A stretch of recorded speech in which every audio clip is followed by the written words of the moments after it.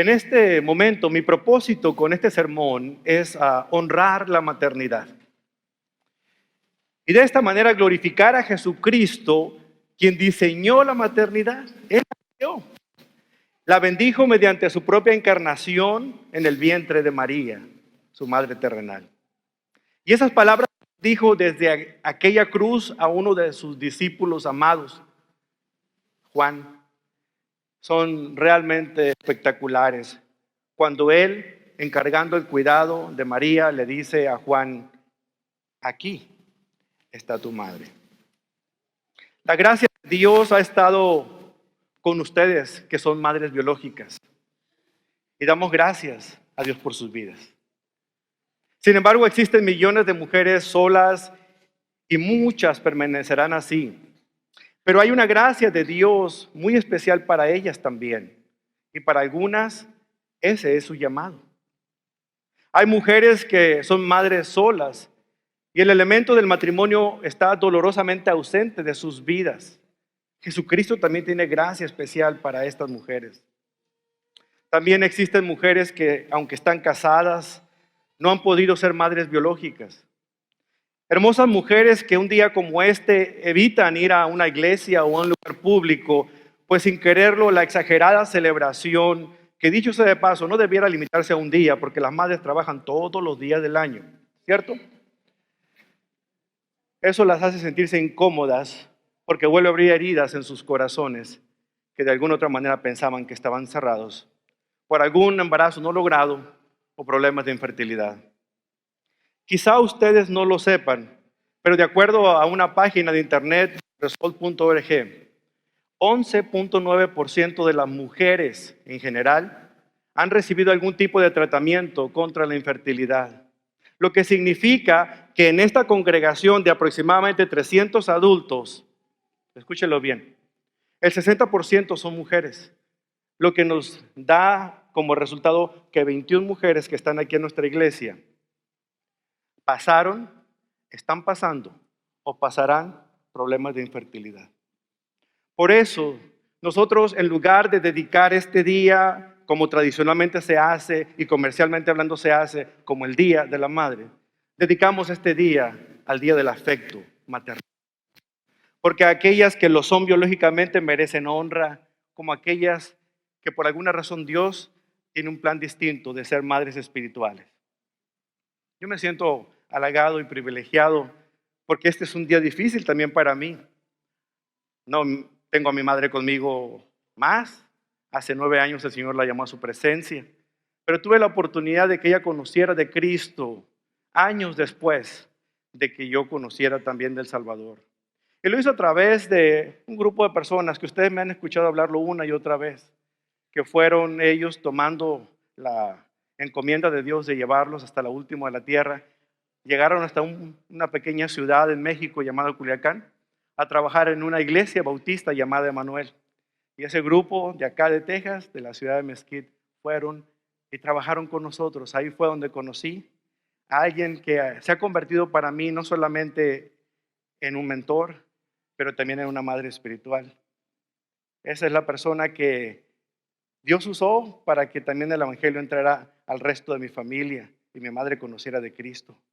Recuerdo muy bien la vez que se conocieron, cómo mi madre con Parkinson podía decirle a esta hermosa mujer: te encargo a mi hijo, ahora es tuyo. Y mi madre me puso en las manos de quien es ahora mi madre espiritual. Y en este día estoy contento porque ella vino a celebrar el Día del Amor Maternal aquí conmigo. Gracias, Sandy, por estarme acompañando.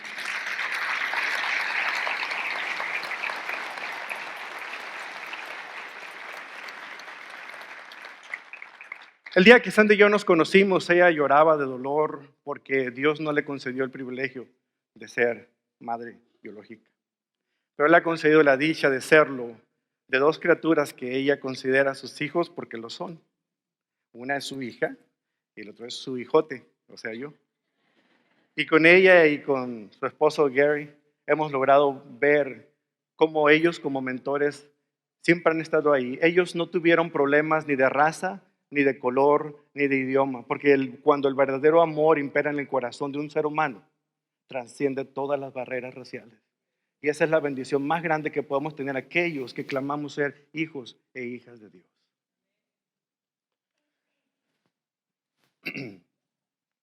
Algunas de las personas más solitarias del mundo no necesariamente son las que nunca se han casado.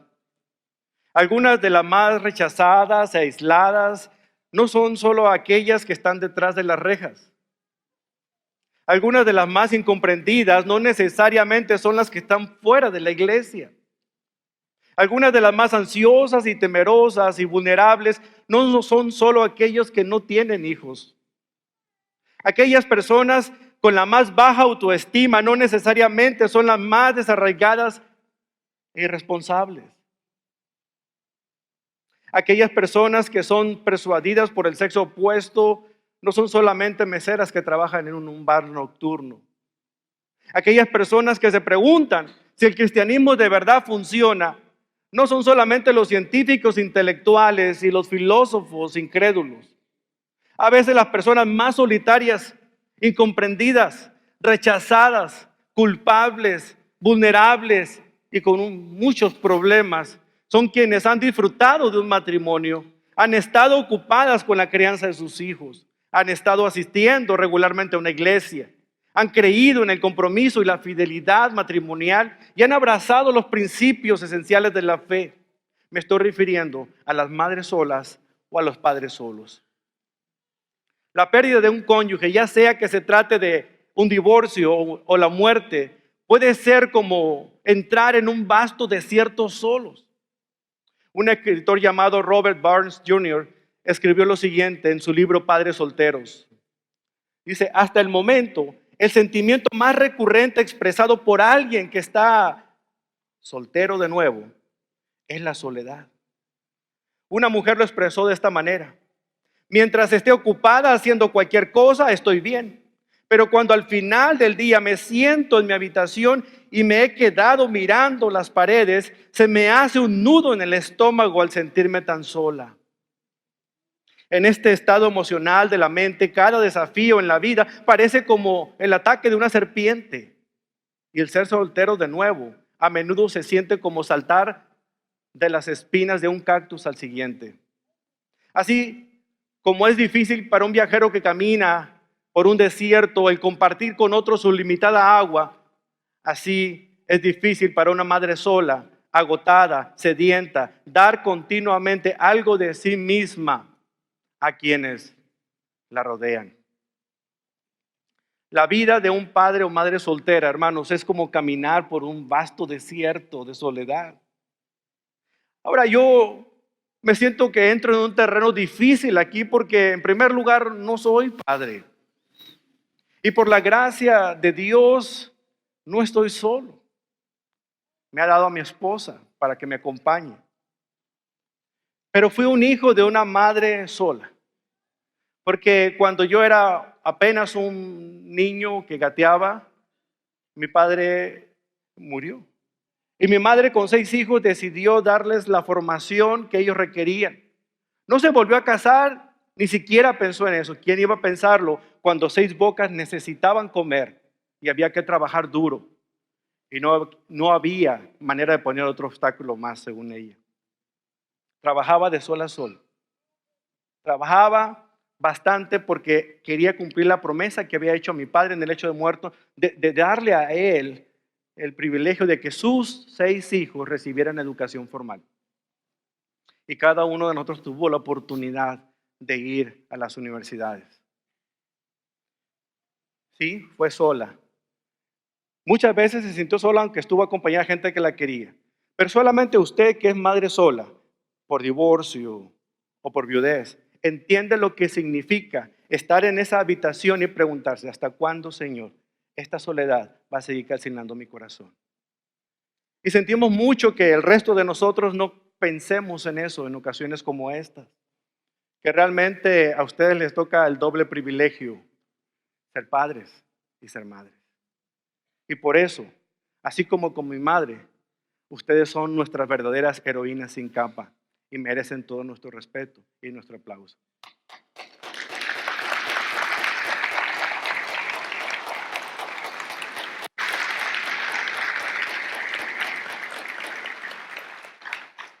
Con tristeza, la madre sola, el padre solo, pareciera un ciudadano de segunda aún en las iglesias cristianas. Pero eso debe cambiar cuando nosotros como hijos e hijas de Dios, hijos adoptivos de un Padre amoroso, nos ha enseñado el amor que sobrepasa entendimiento y todo nuestro ser.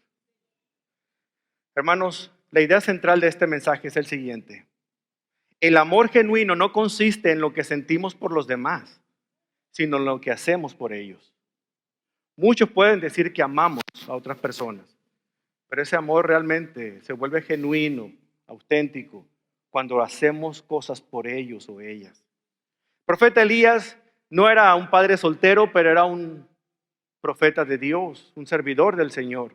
Y tuvo un encuentro con una mujer sola, una mujer viuda, una mujer que se sentía completamente atormentada, devastada, sedienta, caminando por ese desierto sin saber qué era lo que iba a pasar con su vida. Y me refiero a aquella mujer conocida como la viuda de Sarepta. Sarepta no era su esposo, para que no se confunda, era la ciudad donde ella vivía. Que dicho sea de paso, Sarepta era la misma ciudad de donde era oriunda la malvada Jezabel, reina de Israel, esposa de Acab. Abra sus Biblias en el primer libro de Reyes, capítulo 17. Y situémonos en el lugar donde nos entra este pasaje, porque nos pone en un lugar desértico, en un lugar en el que, según lo que leemos en Lucas 4, no había llovido por 3 años. Había no solamente una gran sequía, sino como producto de esa sequía había una hambruna por todo ese lugar. Caminemos por esos terrenos áridos y sigamos las pisadas de este profeta llamado Elías y presenciemos el encuentro que él tuvo con una mujer sola y viuda de Sarepta. Primero de Reyes, capítulo 17, comenzando en el versículo 1. Elías, quien acababa de salir de su oscuro lugar de origen, que era Tisbé, en Galaad, ahora se presentaba ante el brillante reino de Acab hasta su trono reluciente. Y acercándose a él con su dedo acusador, le anuncia un juicio venidero. Y como leemos en el versículo 1, le dice: tan cierto como que el Señor vive, el Dios de Israel, a quien sirvo yo, no habrá rocío ni lluvia durante los próximos años hasta que yo dé la orden. Luego, en obediencia por las instrucciones dadas al Señor, a Elías se le dijo que saliendo del palacio corriera lo más rápido que pudiera y se internara en un lugar desértico y llegara hasta un arroyo, el arroyo de Querit. Y fíjense lo que dice el versículo 2.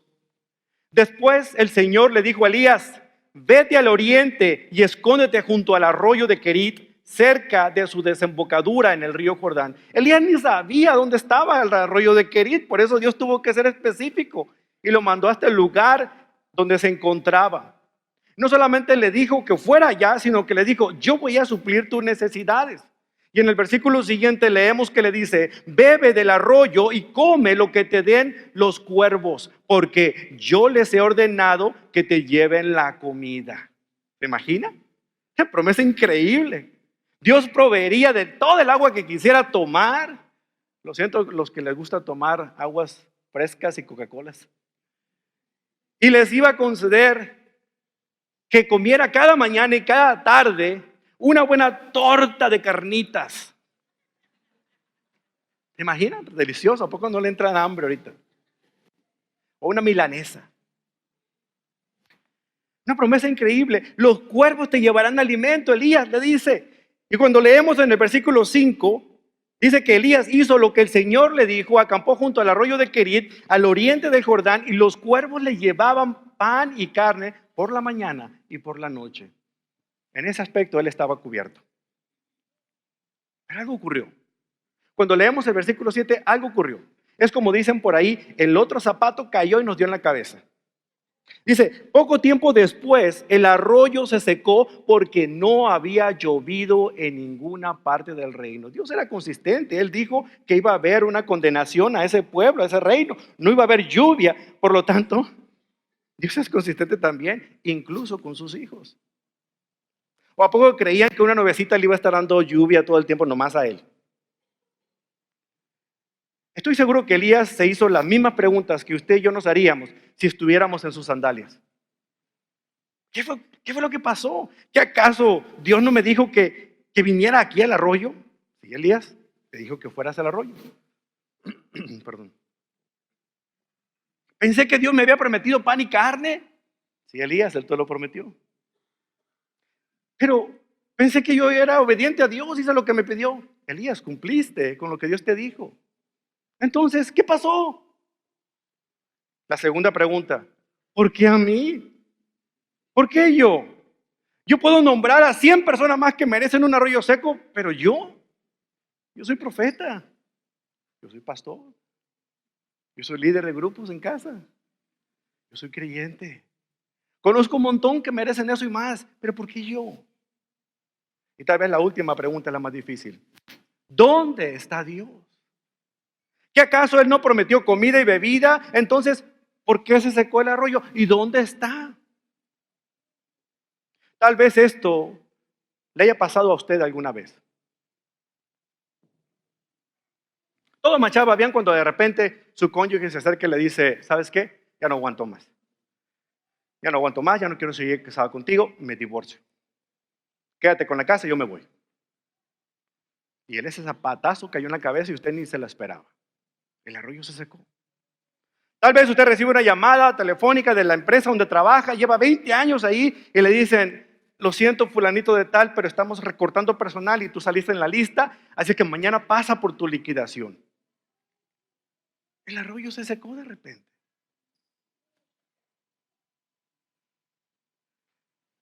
En ese estado de confusión están muchas de las madres solas.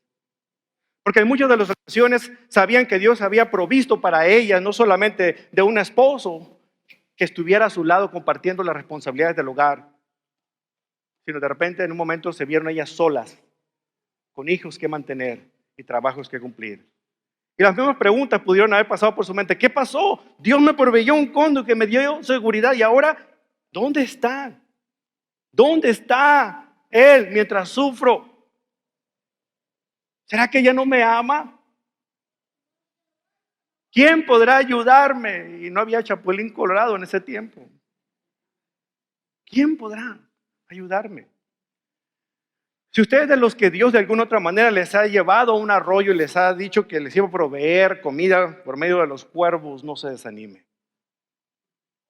Porque quizás Dios le esté preparando como estuvo haciéndolo con Elías para el encuentro que iba a tener un poquito más adelante. Con una mujer con tanta necesidad como la viuda de Sarepta. Y mejor aún, porque si usted le da vuelta al siguiente capítulo, también tenía que prepararlo para un encuentro monumental. Cuando se enfrentaría a aquellos profetas de Baal y quedarían derrotados por aquella oración poderosa que él hizo. Claro, todo es gracias a lo que Dios estaba dispuesto a hacer. Así es que no tome los momentos que usted está pasando como momentos en los cuales se pregunte únicamente estas cosas y se olvide de la fidelidad de Dios, que Él prometido ser fiel hasta cada momento de su vida, de que nada le va a faltar en cuanto a sus necesidades. Dios jamás ha prometido suplirle sus deseos o sus anhelos, pero Él sí prometió cumplir con todas sus necesidades. No se desanime. Tal vez pronto verá, como Elías, la razón por la cual usted está atravesando por estos momentos. Puede significar un nuevo comienzo también. Puede que esto le esté ocurriendo en este instante. En el versículo 8 vemos este encuentro. Vemos un encuentro maravilloso de este profeta con esta abnegada mujer. Dice, luego el Señor dijo a Elías, vete a vivir a la aldea de Sarepta, que está cerca de la ciudad de Sidón. Yo le he ordenado a una viuda de allí que te alimente. Elías se dirigió a Sarepta y cuando llegó a las puertas del pueblo vio una viuda juntando leña. Sarepta era un lugar extraño, hermano. Significa lugar de fundición. Viene de una palabra hebrea que significa fundir, refinar o probar. Y sin lugar a dudas, esta pobre mujer había sido probada por el fuego porque estaba en extrema pobreza en este instante cuando Elías la visitaba. Al morir su esposo, esta mujer había quedado sola. Esto en esta cultura era devastador porque ¿quién iba a proveer para su familia? Aparte de eso, había quedado con un hijo, una boca más que alimentar. ¿Cómo conseguiría esos alimentos? ¿A quién le pediría ayuda? Sin duda, muchas madres solas hoy, a veces cuando llega a fin de mes, se hacen la misma pregunta. Señor, ¿y ahora qué voy a hacer? Para ellas también la vida pareciera que está dentro de un crisol, listas para ser metidas en el horno de fundición. Pero no tenga miedo, el crisol las refina como el oro. Agregando esta confusión a esta dificultad social que los padres solos tienen, no solamente es eso, sino también la situación de ellos de saber dónde encajan aquí.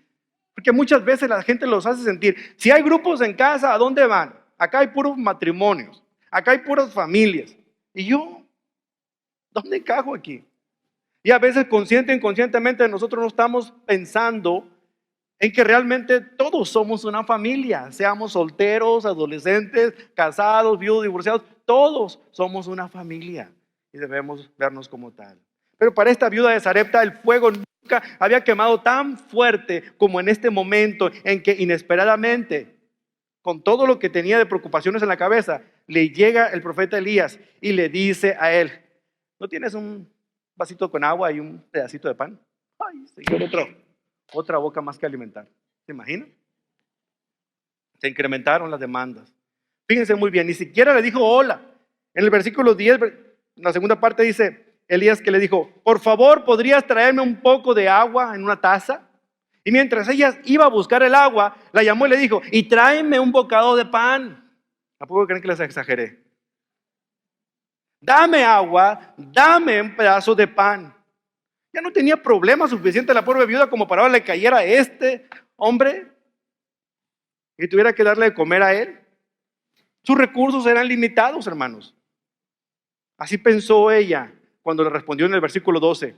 Le juro por el Señor, su Dios, que no tengo ni un pedazo de pan en la casa. Solamente me queda un puñado de harina en el frasco y un poquito de aceite en el fondo del jarro.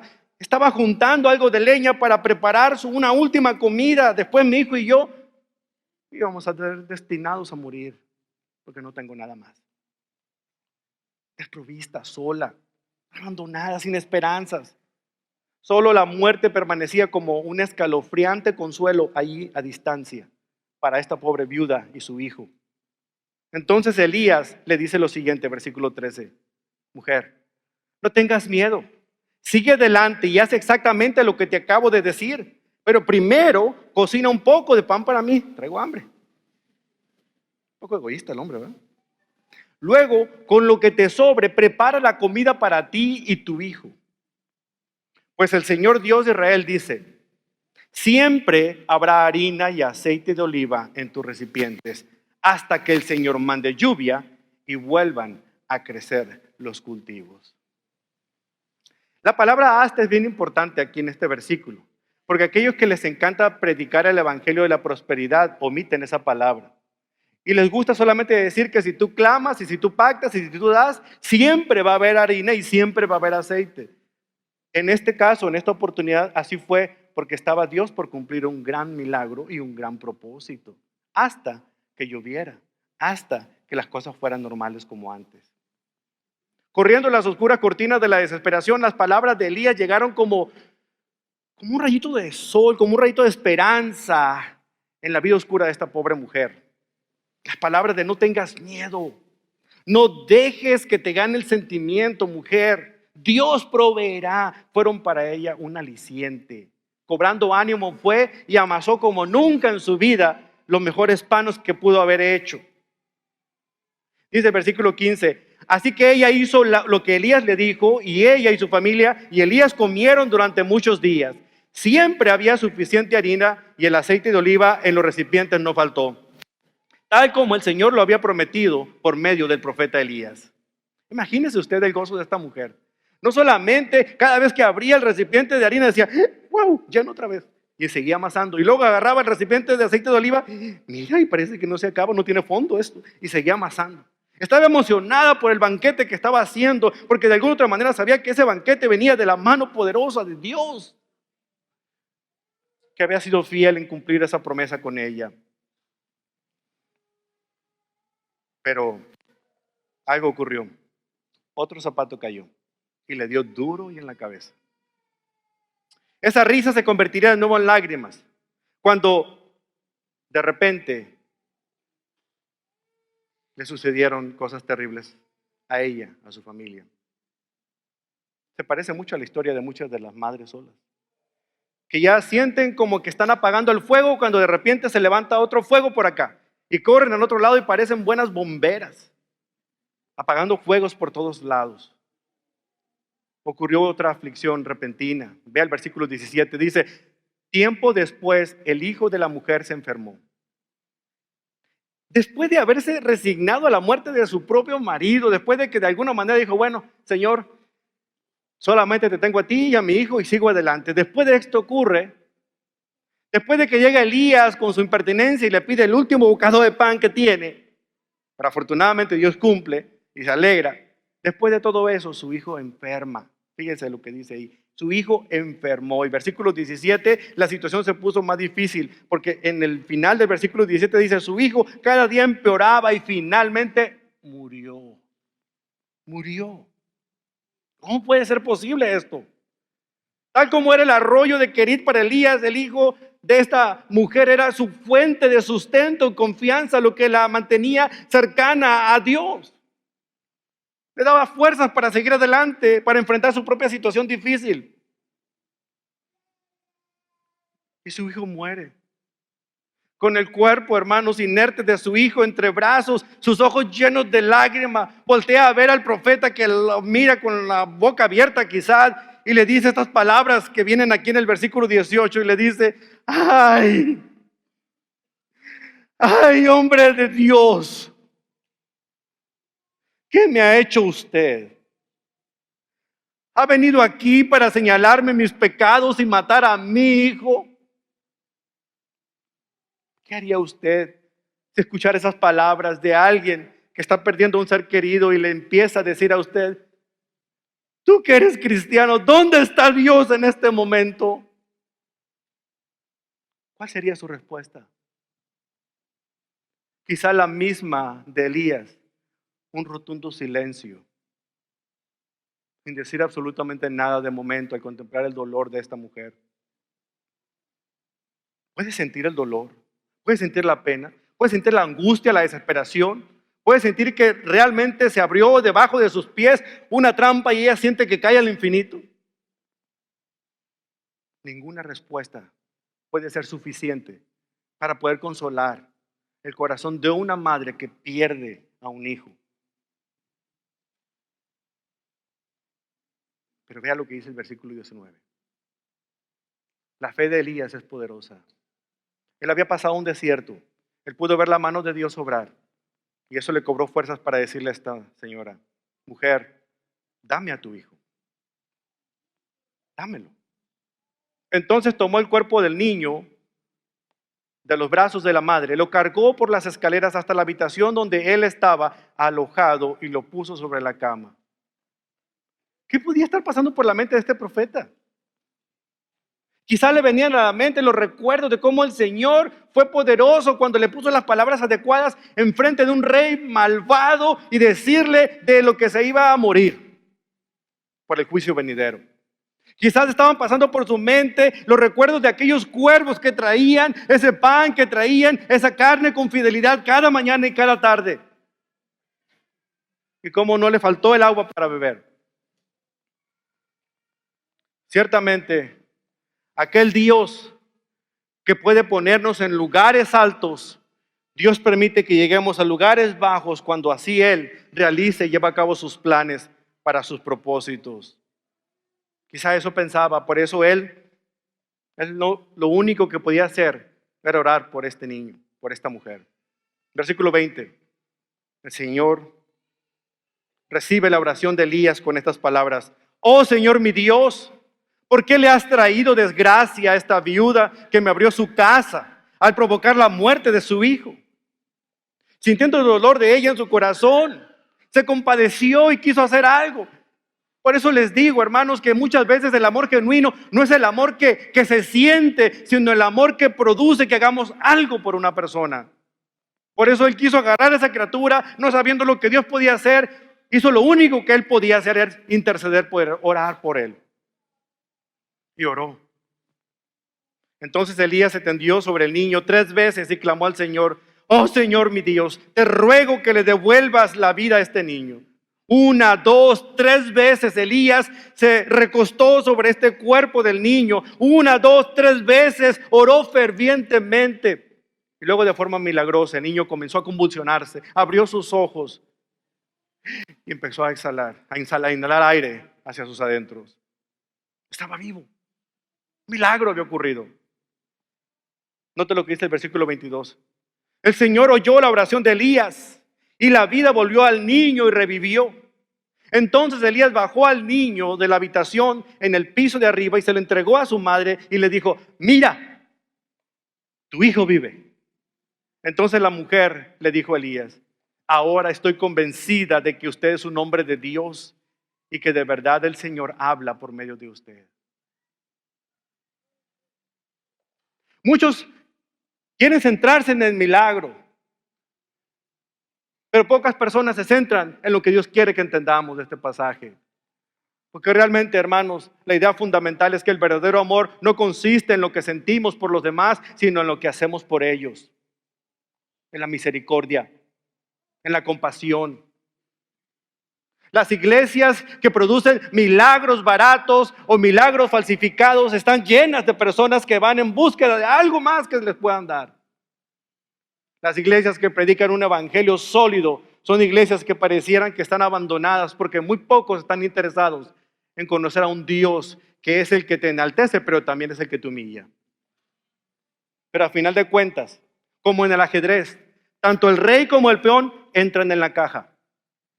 Al final de nuestras vidas comprobaremos de qué tamaño y de qué material era nuestra fe. Si la fe era barata, si la fe era así nada más emocional, va a ser quemada por las pruebas. Pero si la fe era genuina, entonces esa fe le acompañará hasta el lugar final de nuestras vidas. En la vida de esta mujer, Dios se hizo presente a través de Elías. ¿No sería maravilloso que Dios le diera a usted esa doble bendición? No solamente esta mujer recibió la bendición de que Dios proveyó por sus necesidades, le dio harina y le dio aceite hasta que sobreabundara.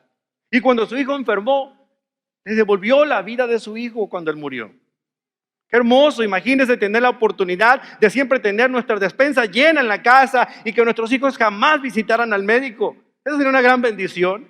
Pero Dios no siempre obra de esa manera. A diferencia de la gente responsable que predica el evangelio, declámalo y reclámalo. Nosotros no podemos prometerle a las madres solas, ni a las madres en general, que sus hijos van a crecer sanos, fuertes y seguros. No podemos prometerles nada. No puedo prometerle a usted que usted, querido hermano que me escucha, hermana que me escucha, va a pasar por momentos difíciles en su vida, momentos de pérdida, momentos de dolor. No puedo prometerle que el esposo que la abandonó hace años regresará. No puedo prometerle que el hijo que tiene una enfermedad crónica va a sanar. Yo no puedo prometerle esas cosas. Lo que sí puedo prometerle es que el Dios en el que hemos creído es poderoso para hacer obras grandes y para sostenernos en medio de las pruebas que vivimos. Eso sí puedo prometerle. Yo no le puedo garantizar que usted reciba siempre la economía suficiente para llegar a fin de mes, pero sí le digo que nuestro Padre Celestial es rico en misericordia y en bondad, y Él no permitirá que ninguno de sus hijos le falte el alimento ni las necesidades fundamentales.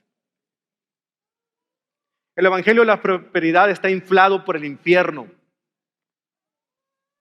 Deje de creer esas cosas y comience a creer mejor en Dios.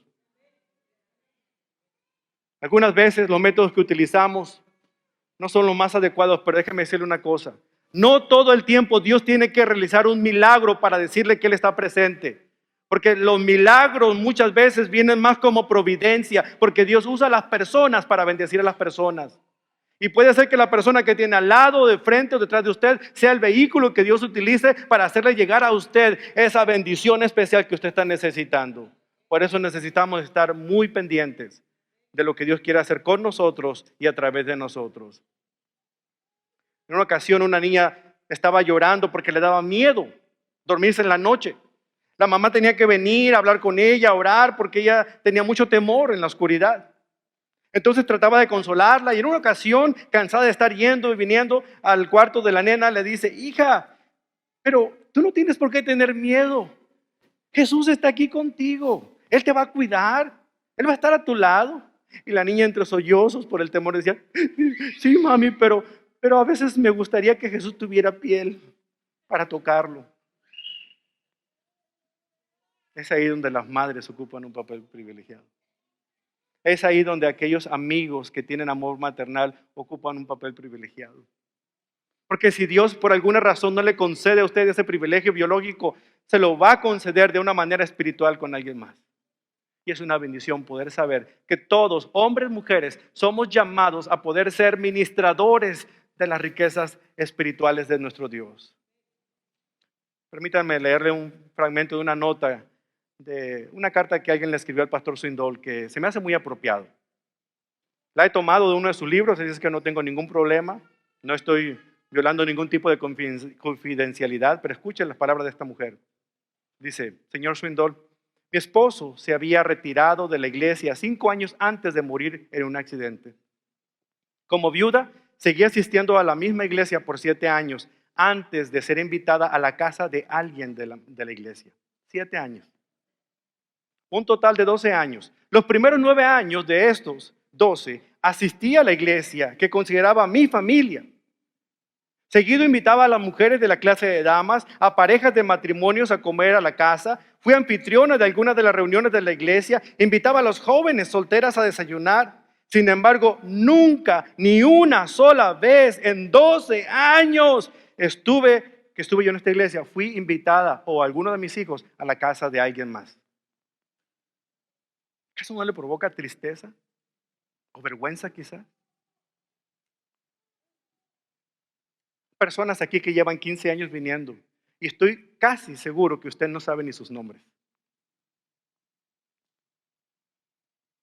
Hermanos, no estoy tratando de hacer, como me dicen algunos de mis amigos, darles un viaje de culpa, sino presentarles una realidad. Si nosotros queremos ser una iglesia donde nadie camina solo, es tiempo de que nos salgamos de esas sillas y comencemos a conocer a aquellos con los cuales no tenemos la oportunidad todavía de estrecher su mano, de conocer sus necesidades.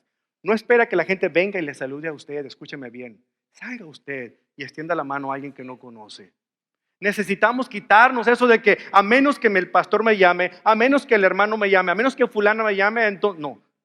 Dios le ha llamado a usted para ser su hijo y su hija y quiere usarlo para impactar el reino.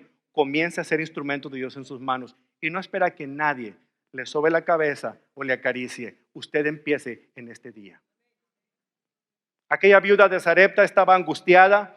Llega Elías, mandado por Dios, y aunque ella no podía creer lo que escuchaban las palabras del profeta, pudo creer a través de la fe de Elías y reconocer que Dios hace maravillas. Usted quizá esté pasando por momentos muy difíciles en este momento, pero ¿sabe qué? Esos momentos son como ese crisol donde usted está siendo colocado y donde Dios se comienza a refinarle. Recuerdo muy bien la ocasión que una dama que estaba preparando un estudio dominical empezó a hablar acerca de la lección de que somos refinados como el oro. Y para hacer más ilustrativa la enseñanza fue a donde un joyero y pidió que le explicara cómo le hacía para hacer la fundición del oro y para que quedara oro puro, quitándole las impurezas. El hombre le dijo que la observara y lo que el hombre hizo fue colocando pedacería de oro sobre un crisol, sobre un cristal. Y al ponerla ahí la metió en un horno altamente encendido. Y por el cristal del horno comenzó a ver cómo empezaba a burbujear el oro. Y ella le dice: ¿y cómo voy a saber cuando ya esté finalmente el oro purificado? En primer lugar, cuando se funde, las impurezas salen a la superficie y hay que recogerlas con este colador. Entonces, ¿qué pasa? Hasta que yo vea mi rostro reflejado en el oro líquido, podré saber que ese oro está purificado. Y entonces esta mujer comprendió la lección. Jesús hace lo mismo con nosotros. Nos mantiene en el crisol de las pruebas para estar siendo fundidos por ellas. Y en el momento adecuado en que Él vea su rostro reflejado en nosotros, sabrá que hemos sido completamente purificados. Así es que no impida, ni detenga, ni diga por qué yo, porque a mí. Mejor deberían preguntar, Señor, ya te habías tardado, porque significa que algo grande vas a hacer conmigo en mi vida. Recuerde, el amor no consiste en lo que sentimos por los demás, sino en lo que hacemos por ellos. Debemos dejar de mandarles tarjetas a nuestras madres en este día y comencemos a comprobarles el amor que de veras les tenemos a partir de hoy, los 364 días restantes. La siguiente es una pequeña lista de recomendaciones como iglesia para que usted haga y yo hagamos, al menos comenzando en nuestra iglesia, sobre todo cuando pensemos en aquellas madres o padres que están solos. Ofrézcales para ayudarle con el cuidado de sus hijos, para que ella tenga el tiempo de hacer sus vueltas, un tiempo para ella sola. Llámela una vez a la semana para orar por ella y ver cómo está. Sorpréndala con alguna despensa, una tarjeta del supermercado, sin que ella se lo pida. Ofrezca a su esposo como voluntario, mándalo con el hijo también, para que le corten el pasto o le arreglen algún desperfecto en el hogar. Invite a sus hijos, a los hijos de esta hermana, a un parque de diversiones o a la casa que jueguen con los suyos. Pague por alguna lección de música, de arte, de deportes de esos niños. Pase por ella y por sus hijos cuando venga a la iglesia el domingo. Extiéndale una invitación a algún restaurante después de la iglesia o un día entre semana. Invítela a su casa cuando tenga una celebración especial, cumpleaños, Día de Acción de Gracias, Navidad, Año Nuevo, lo que usted sea. Seamos proactivos e intencionales y pensemos en aquellas mujeres que tienen que ser madres y padres a la vez. Pocas veces hablamos de esto en un día como hoy.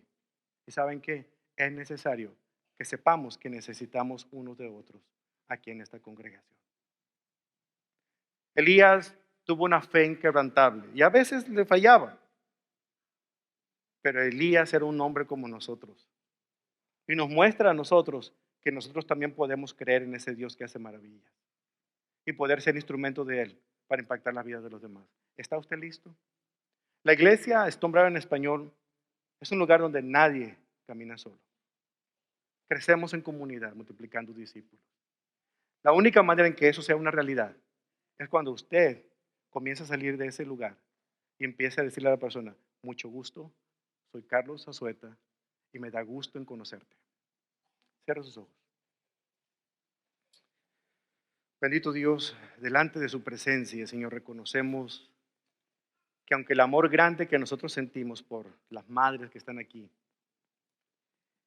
no puede compararse, pero al menos nos ayuda a figurar el amor tan grande que Jesús tiene por nosotros. Gracias, bendito Dios, por amarnos cuando no éramos dignos de ser amados. Gracias, bendito Dios, porque de alguna otra manera el hecho de que el matrimonio exista en este mundo, de acuerdo a la forma original, ha sido creación divina. Usted le dijo, Señor, a Adán y a Eva, crezcan y multiplíquense. Sin embargo, Señor, hay personas que por más que quisieran no pueden hacerlo. Pero qué bendito es poder leer en el Nuevo Testamento, en Mateo 28, cuando Jesús repite esas palabras de una manera mucho más amplia y dice, vayan y multiplíquense, haciendo discípulos de todas las naciones. Gracias, bendito Dios, porque estamos aquí como una familia, aprendiendo todos los días a saber cómo obedecer a ese Dios maravilloso. Y con esta enseñanza de este momento, poder reconocer, Padre, que aún los momentos difíciles que atravesamos, seamos hijos, seamos hermanos, esposos, padres, son momentos en los cuales crecemos, porque Señor, son las lágrimas, son el sufrimiento, aquello que se convierte en nuestro instructor más preciado. Es donde más podemos aprender y estamos listos para recibir. Pedimos una bendición por nuestras madres solas aquí en esta iglesia y en otros lugares de este continente. Pedimos que siga supliendo sus necesidades y que al menos las palabras que escucharon en este momento puedan ser un aliciente de recordarles que no están solas y que ellas son importantes en el cuerpo de Cristo y no están marcadas como distintas o como no queridas. Son amadas y respetadas como cualquiera de nosotros. Bendito Dios, haga lo mismo con el resto de estas mujeres. cualquiera que sea sus circunstancias. Que sepamos que como varones y mujeres en este lugar, usted, Señor, nos ha plasmado su imagen y quiere que la llevemos y la reflejemos juntos. Y esa es la imagen que el mundo tiene que ver, una imagen de un Dios amoroso y lleno de gracia. Perdone nuestros pecados. Enséñanos como familia, como iglesia, a saber que en este lugar, Señor, la única manera en que nadie camine solo es cuando yo decido acercarme a alguien y caminar con él o ella, y no esperar a que alguien venga conmigo y me invite. Enséñanos, Señor, a depender de usted. Te lo pedimos en el poderoso nombre de Cristo Jesús, nuestro amado Salvador. Amén.